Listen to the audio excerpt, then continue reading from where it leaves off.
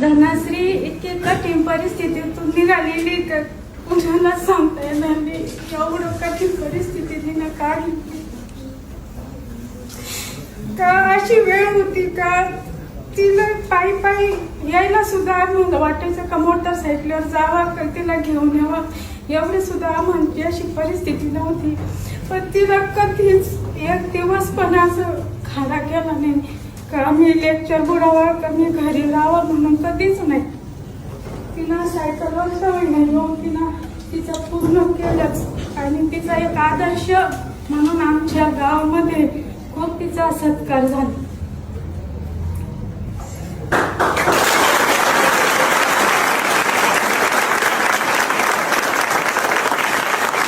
कोणत्या पण आई वडिलांना वाटतं का आपली मुलगी एवढे 3-4 वर्ष झाले अजून का होत नाही पण त्याच्या माग पण आई वडिलांना पण समजलं पाहिजे पोरांना परिपूर्ण व्हायला 1 ते 2 वर्ष लागतातच, त्यांना वेळ द्यायला पाहिजेच.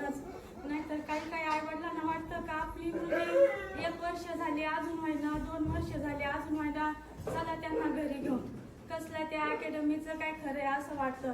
पण नाही, धनश्री म्हणायची नाही मला करायचं तर माझे स्वप्न पूर्णच करायचं आणि त्याच अकॅडमीमध्ये राहून करायचं.